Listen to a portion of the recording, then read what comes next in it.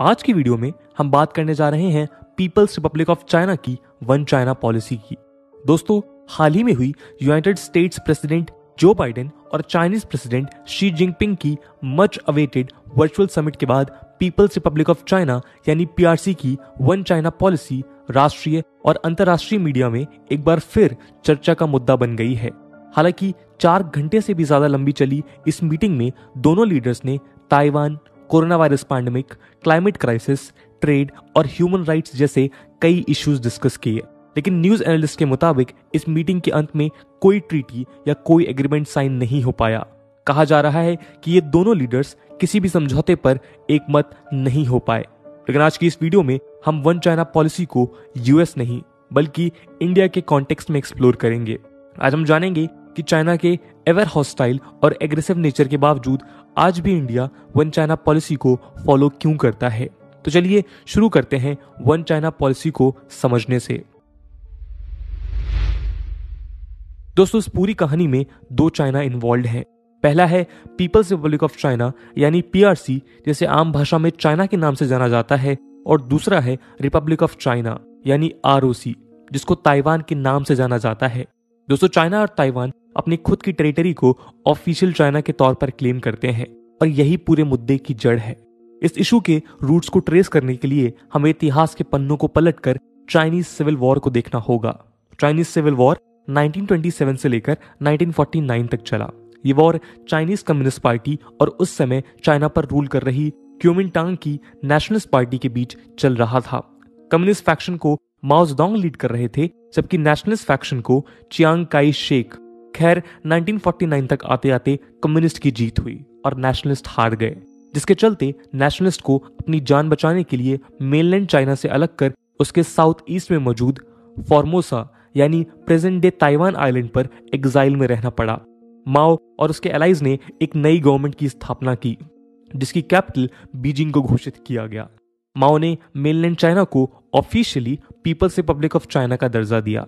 वहीं Chiang Kai Shek ने Taipei में अपनी अलग सरकार का गठन किया और ताइवान को रिपब्लिक ऑफ चाइना का नाम दिया। और जैसा कि हमने वीडियो की शुरुआत में भी देखा कि दोनों ही टेरिटरीज आज तक एक दूसरे के क्लेम्स को रिफ्यूज करती हैं और दोनों ही अपने आप को ऑफिशियल चाइना का दर्जा देती हैं। हालांकि आज वाइडली एक्सेप्टेड नॉर्म्स के तहत इंटरनेशनल कम्युनिटी में पीपल्स रिपब्लिक ऑफ चाइना को ही ऑफिशियल चाइना का दर्जा दिया जाता है।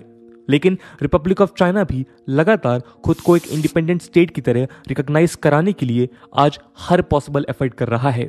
इसी के चलते चाइना अपने वन चाइना प्रिंसिपल को असर्ट करता है, जिसके मुताबिक इस धरती पर केवल एक ही चाइना है और वो है पीपल्स रिपब्लिक ऑफ चाइना।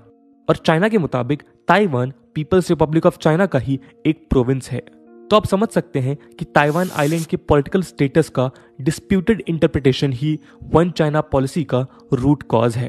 अब तक आप वन चाइना पॉलिसी की पूरी कहानी समझ चुके हैं, लेकिन इस पॉलिसी को लेकर इंडिया का क्या स्टैंस है, चलिए अब उसको भी देखते हैं। दोस्तों, चाइना के साथ संबंध रखने वाले अधिकतर देशों ने वन चाइना पॉलिसी को ही फॉलो किया है। बल्कि अगर कोई भी political entity People's Republic of China के साथ डिप्लोमेटिक रिलेशन स्टैब्लिश करना चाहती है तो वन चाइना पॉलिसी को फॉलो करना उसकी एक मैंडेटरी रिक्वायरमेंट होती है। इंडिया भी उन्हीं में से एक है जिसने शुरुआत से ही चाइना के इस सिद्धांत को फॉलो किया है। इंडिया तो कम्युनिस्ट चाइना को ऑफिशियली रिकॉग्नाइज करने वाले वन ऑफ फर्स्ट कंट्रीज में से एक था। लेकिन कुछ स्कॉलर्स का मानना है कि इंडिया इसको एक इंस्ट्रूमेंट ऑफ अपीजमेंट के तौर पर यूज करता है। स्ट्रेटेजिक एनालिस्ट कहते हैं कि आजादी के बाद से ही चाइना के एग्रेशन को कंटेन करने के लिए हम चाइना को अपीज करने की कोशिश करते आए हैं। उदाहरण के तौर पर हमने 1954 के सिनो इंडिया ट्रेड एग्रीमेंट के तहत तिब्बत को चाइना के एक ऑटोनोमस रीजन के रूप में स्वीकार किया। हालांकि 1962 के इस वॉर के बाद इस रिकॉग्निशन को ड्रॉप कर दिया गया, लेकिन 2003 में अटल बिहारी वाजपेयी की गवर्नमेंट ने एक बार फिर इसे वापस रिकॉग्नाइज किया। स्कॉलर्स कहते हैं कि इसी तरह हम इतिहास में कई बार चाइना को नाराज ना करने के लिए उसके कई डिक्टेटिंग पॉलिसीज को स्वीकार करते आए हैं। साथ ही ये भी सच है कि इस बात का फायदा उठाते हुए चाइना ने 1962 में भारत पे एक आत्मघाती हमला किया था, जिसके परिणाम स्वरूप हमें एक डेडली बॉर्डर वॉर झेलना पड़ा। और इसी के साथ हमारी ये अपीजमेंट और डिफेंस की पॉलिसी को एक बड़ा सेटबैक लगा। लेकिन इस चीज से भी हमने कोई सबक नहीं लिया और हम लगातार पीआरसी की वन चाइना पॉलिसी को फॉलो करते हुए चाइना को अपीज करते रहे हैं। स्कॉलर्स मानते हैं कि इस वन चाइना पॉलिसी को फॉलो करने का कारण कुछ ऐसे स्ट्रेटेजिक रीजंस हैं जिनको अवॉइड करना इंडिया के लिए अफोर्डेबल नहीं था। उदाहरण के तौर पर इंडिपेंडेंस के तुरंत बाद इंडियन लीडर्स के लिए सबसे क्रूशियल प्रायोरिटी थी नेशन बिल्डिंग, और इस प्रोसेस के दौरान इंडियन लीडर्स चाइना जैसे पावरफुल नेबर के साथ किसी हॉस्टाइल रिलेशनशिप में एंगेज नहीं होना चाहते थे। ऊपर से इंडिया ने ऑलरेडी पाकिस्तान के साथ पार्टीशन के वक्त एक वॉर लड़ा था जिसमें हमारी जीत हुई थी, लेकिन वॉर की इकोनॉमिक कॉस्ट को इंडिया जानता था। इसके अलावा इंडियन डिप्लोमेटिक सर्कल्स का यह मानना था कि यदि वो चाइना को अपीज करेंगे तो चाइना उनको यूनाइटेड नेशंस सिक्योरिटी काउंसिल में परमानेंट सीट के लिए सपोर्ट करेगा। हालांकि ये एक मैसिव मिसकैलकुलेशन थी। उल्टा आज भी चाइना यूएनएससी और बाकी कई स्ट्रेटेजिक इंटरनेशनल प्लेटफॉर्म्स पर इंडिया के इन्वॉल्वमेंट को ब्लॉक करता नजर आता है, क्योंकि चाइना अपने सबसे बड़े रीजनल कॉम्पिटिटर को इंटरनेशनल स्टेज पर इक्वल स्टेटस देने का बिल्कुल भी नहीं सोचना चाहता। इतना ही नहीं, 1970s में यूनाइटेड स्टेट्स जैसी सुपर पावर ने भी चाइना को लेकर अपना रुख बदल दिया। इसी दशक में यूएस प्रेसिडेंट रिचर्ड निक्सन और चाइनीज प्रेसिडेंट माओ जेडोंग ने मॉडर्न डे सिनो अमेरिकन रिलेशंस की नींव रखी। इसी दौरान अमेरिका ने पीआरसी और उसकी वन चाइना पॉलिसी को रिकॉग्नाइज किया, और इसी दौरान रिपब्लिक ऑफ चाइना को हटाकर पीपल्स रिपब्लिक ऑफ चाइना को यूनाइटेड नेशन सिक्योरिटी काउंसिल में रिप्लेस किया गया। यहां अमेरिका जैसी सुपर पावर के द्वारा लिया गया ये कदम इंडिया का चाइना के प्रति अपीजमेंट का एक इंपॉर्टेंट रीजन बताया जाता है। इसके अलावा हमारे स्ट्रैटेजिक और डिफेंस एस्टैब्लिशमेंट्स में ये माना जाता है कि इंडिया फ्यूचर में एक पोटेंशियल टू फ्रंट वॉर को अवॉइड करना चाहता था, जिसके चलते वो काफी हद तक चाइना की एग्रेसिव टेंडेंसीज को कंटेन करने की कोशिश करता है। इसके अलावा इकोनॉमिक रिलेशंस हमेशा से ही एक मेजर फैक्टर रहे हैं। एज ऑफ सितंबर 2021 इंडिया और चाइना का बायलैटरल ट्रेड आज $90.37 बिलियन पर पहुंच चुका है, और लेटेस्ट कस्टम स्टैटिस्टिक्स के अनुसार ये trade year on year basis पर 49.3% की तेजी से बढ़ रहा है। हाल ही में जब गलवान वैली में बॉर्डर क्लैशेस हुए, जिसके बाद चाइना के साथ इंडिया की इकोनॉमिक लिंकेजेस और डिपेंडेंस पर काम करने के कई एफर्ट्स किए गए, उस दौरान भी इंडिया और चाइना के बीच मर्चेंडाइज ट्रेड में बढ़ोतरी देखने को मिली। इतना ही नहीं, एंटरप्राइजेस के अनुसार ये ट्रेड वॉल्यूम इस साल 100 बिलियन मार्क को क्रॉस करने जा रहा है, जिससे पता चलता है कि इंडिया चाइना रिलेशंस में इकोनॉमी और ट्रेड एक बहुत अहम रोल प्ले करता है। इंडिया के अपीजमेंट का एक मेन कारण यही बताया जाता है। लेकिन इस पॉलिसी का रिजल्ट इंडिया के लिए हर बार डेंजरस साबित हुआ। इंडिया की करंट रेजिम जब 2014 में पावर में आई तो इंडिया का चाइना के प्रति एक टफर स्टैंस एक्सपेक्ट किया जा रहा था, लेकिन उनकी पॉलिसी में भी उनके प्रीडिसेसर्स की पॉलिसी के कंपैरिजन में कोई बड़ा बदलाव देखने को नहीं मिला, और उसके बावजूद भी चाइना ने अपना हॉस्टाइल बिहेवियर जारी रखा। कुछ रिसेंट एग्जांपल्स को देखें तो जब इंडिया ने पाकिस्तान टेररिस्ट मसूद अजहर को यूएन डेजिग्नेटेड टेररिस्ट घोषित करने के लिए यूएनएससी में रेजोल्यूशन पास कराने की कोशिश की, तब चाइना ने अपनी वीटो पावर का इस्तेमाल करते हुए इस रेजोल्यूशन को ब्लॉक किया। इसका मतलब साफ है कि चाइना इंडिया के खिलाफ हो रही टेररिस्ट एक्टिविटीज को खुलेआम सपोर्ट करता है। और तो और ये चाइना की बदौलत ही पॉसिबल हो पाया है कि पाकिस्तान का न्यूक्लियर प्रोग्राम न सिर्फ सक्सेसफुल हुआ, बल्कि सिप्री की एक रिपोर्ट के मुताबिक आज की तारीख में वो इंडिया को भी शायद पीछे छोड़ चुका है। इसके अलावा न्यूक्लियर सप्लायर्स ग्रुप में 2016 और 2019 में चाइना ने खुलेआम इंडिया की एंट्री को बैन किया, लेकिन इन सभी इंसिडेंट्स के बावजूद इंडिया चाइना की वन चाइना पॉलिसी को फॉलो करता रहा। इवन जब पाकिस्तान के बिहाफ पर चाइना ने कश्मीर इशू को यूएन में उठाने की कोशिश की, तब भी इंडिया चुप रहा और उसने हांगकांग जैसे इश्यूज पर चुप्पी साध रखी। और तो और जब कोरोना वायरस पैंडेमिक के ओरिजिन को लेकर यूनाइटेड स्टेट्स और ऑस्ट्रेलिया ने चाइना पर सवाल उठाए, तब भी इंडिया ने उनका सपोर्ट नहीं किया।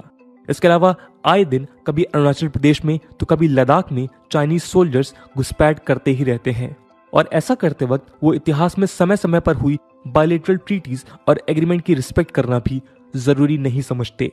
लास्ट ईयर लद्दाख में हुए गलवान वैली फेस ऑफ के बाद ये बात एक बार फिर पूरी दुनिया के सामने लाइमलाइट में आ गई। हाल ही में आई कुछ रिपोर्ट्स तो ये भी बताती हैं कि चाइना अरुणाचल प्रदेश में इलीगल तरीके से कई विलेजेस का कंस्ट्रक्शन भी कर रहा है। तो कुल मिलाकर यहाँ सवाल ये उठता है कि क्या इंडिया को आज इतने सालों के बाद भी चाइना के डिक्टेटिंग प्रिंसिपल्स को फॉलो करना चाहिए? क्या इंडियन टेरिटरी में चाइना के द्वारा किए गए इकोनॉमिक, स्ट्रैटेजिक और डिजिटल इंक्रोचमेंट के बावजूद भी चाइना को अपीस करते हुए इंडिया को वन चाइना पॉलिसी को फॉलो करना चाहिए? हालांकि इन सभी सवालों का एक सटीक जवाब देना तो इस समय मुमकिन नहीं है, लेकिन एक बात तो तय है कि इंडिया को अपनी चाइना पॉलिसी को एक बार रिविजिट करने की जरूरत जरूर है।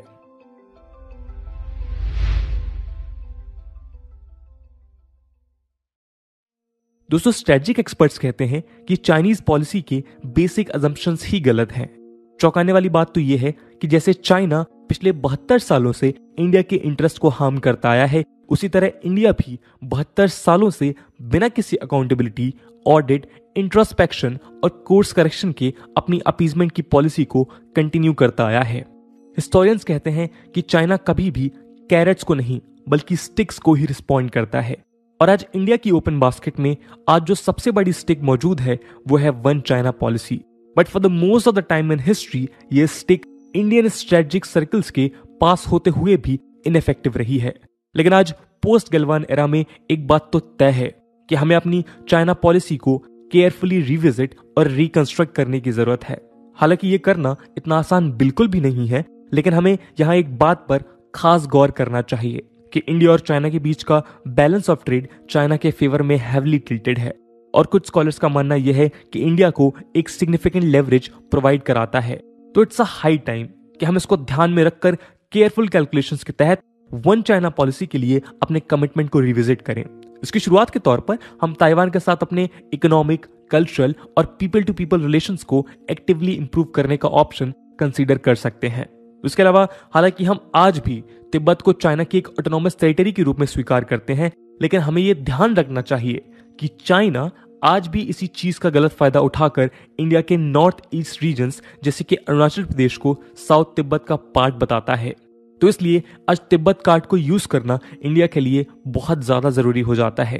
तो जैसा कि इंडिया के foreign minister late Shrimati Sushma Swaraj ji ने अपने कंटेम्प्रेरी चाइनीज काउंटर पार्ट से कहा था कि यदि वो चाहते हैं कि इंडिया उनकी वन चाइना पॉलिसी को फॉलो करे, तो इसके लिए उनको भी ये इंश्योर करना होगा कि चाइना भी वन इंडिया प्रिंसिपल की रिस्पेक्ट करे। यहाँ वन इंडिया प्रिंसिपल से उनका मतलब था कि वो इंडिया की इंटेग्रिटी और उसके बॉर्डर एरियाज की रिस्पेक्ट करें। दोस्तों, आज दुनिया के 200 से भी ज्यादा देश वन चाइना पॉलिसी को फॉलो करते हैं, लेकिन एक्सपर्ट्स कहते हैं कि चाइना शायद ही उनमें से किसी एक के साथ भी ये रेसिप्रोकेट नहीं करता है। तो यहाँ ये बात बहुत जरूरी है कि if in any case India continues to follow one China policy, it should be highly reciprocal. अगर India one China policy follow करता है तो चाइना को भी वन इंडिया प्रिंसिपल को फॉलो करना ही होगा। That should be the necessary condition. दोस्तों, इस पूरे एनालिसिस को लेकर आपका क्या ओपिनियन है? कैसे चाइना को हम स्ट्रेटेजिकली काउंटर कर सकते हैं? कमेंट सेक्शन में जरूर बताइएगा। आज की वीडियो के लिए इतना ही। आई होप आपको वीडियो पसंद आई होगी, और अगर पसंद आई है तो अपने दोस्तों के साथ शेयर करना मत भूलिएगा। हम मिलते हैं अगले वीडियो में, तब तक के लिए जय हिंद, जय भारत।